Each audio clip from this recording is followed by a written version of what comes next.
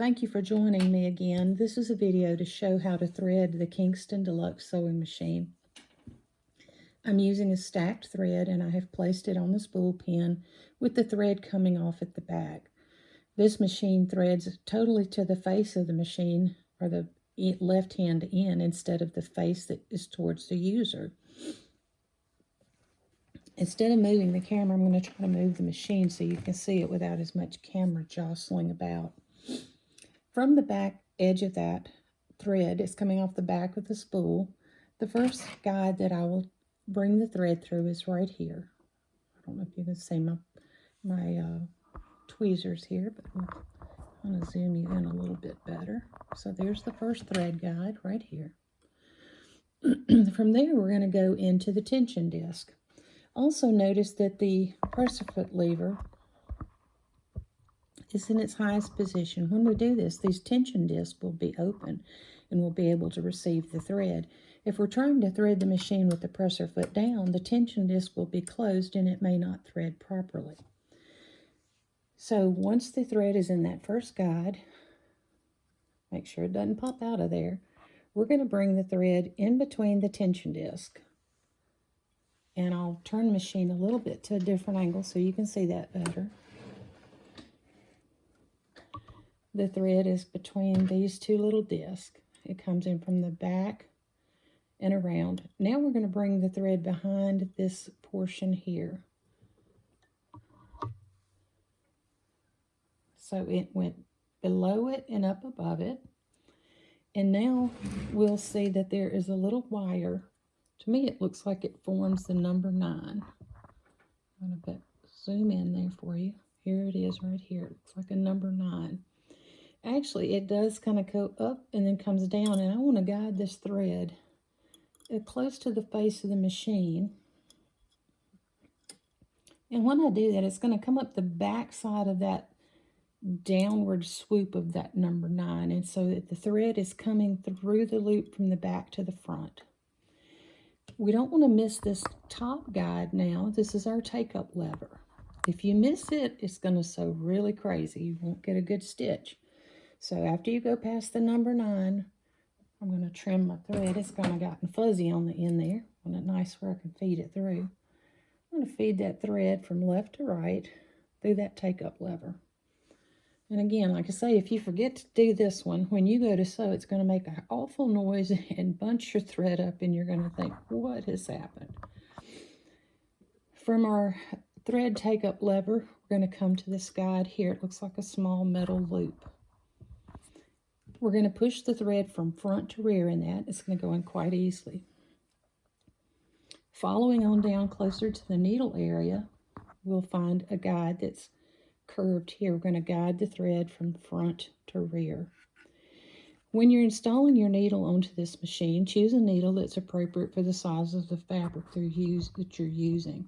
If you're sewing a heavyweight fabric, you might choose a heavyweight needle like a size 100 or 116 if it's a real thick upholstery weight. If it's something more like quilter's cotton, you might choose an 80-12. That's what I stick with.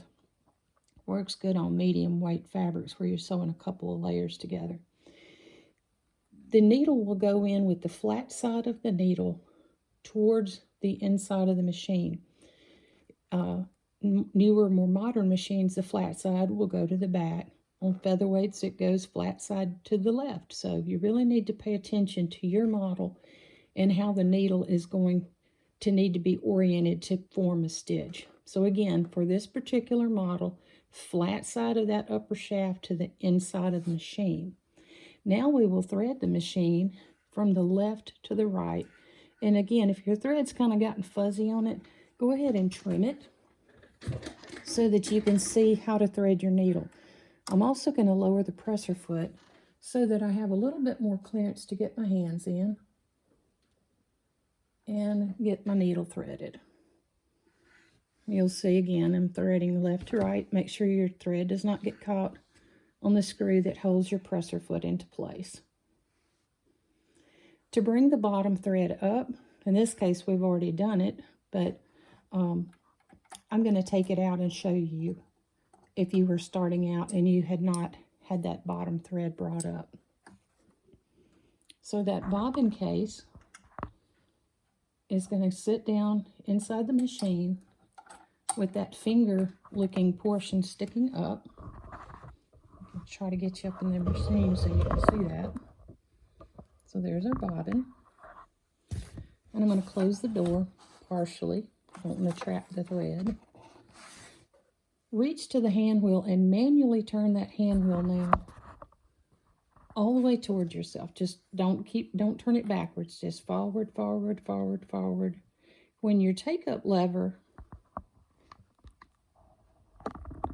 this lever right there, reaches its highest peak, stop and pull your upper thread, and you'll notice a loop of that bobbin thread has come up through the stitch plate. Now you can raise the presser foot and pass the two threads between the toes of the presser foot.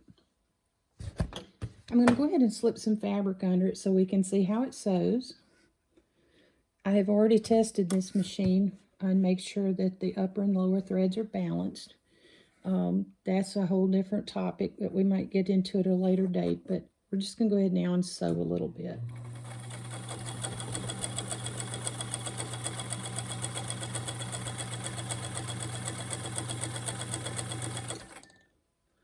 Before I raise or try to remove the work, I'll turn the hand wheel towards me until, again, that take-up lever is at that highest point. Raise the presser foot lever and remove your work by pulling off to the left. You can cut both threads now. And I'll pass it in front of the camera so you can see what it looks like.